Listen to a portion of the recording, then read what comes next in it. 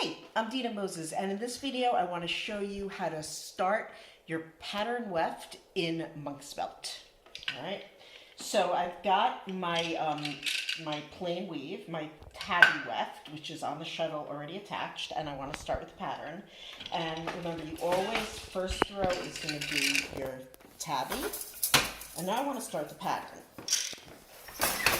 So there's two different things you can do with this tail, right? You want to overlap it somehow so that you don't, so it doesn't pull back out on you. You can, if you look here, you can manually go around the selvage thread, right? And then bring it in to the same shed. All right, if you do that, these are pretty long floats and things are going to pop out of there. So I would suggest stopping it with one of the 2-thread areas. I'm going to beat this down.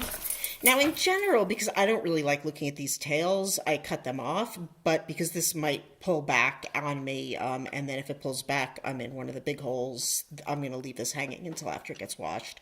The other way you can do this is you can go back to your plain weave, your tabby weft, and I think this is a little bit closer, and then just put this in. I wouldn't do it very far, and this will be visible in your napkin. That will definitely be visible. Looks like I need to go around the selvage thread here, which I didn't, right, because it's pulling back. You've got a little bit of like an open shed here. So I'm going to go around there, pull it in about 1 inch, okay, and then beat. And now I am going to go back to my tabby, and then pattern.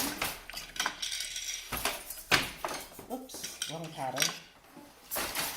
Pattern. Tabby. Pattern. Now notice that at the selvage, my tabby's not pulling, my pattern is not pulling back, right? It's catching right there. So that's really good.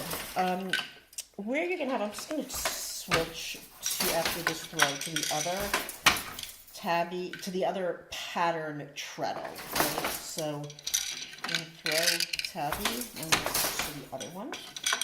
And just for the fun of it, it's not in the pattern like this, but I'm going to throw it a second time so you can see this. Tabby.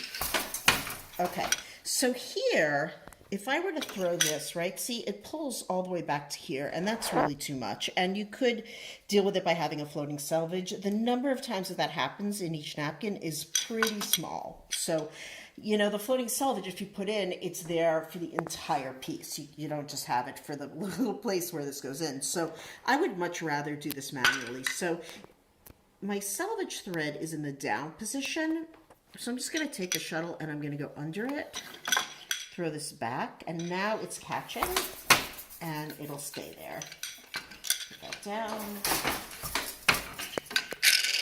And then we're back on this side, and it should be fine on this side. Let this totally catches there, and you're ready to go, all right?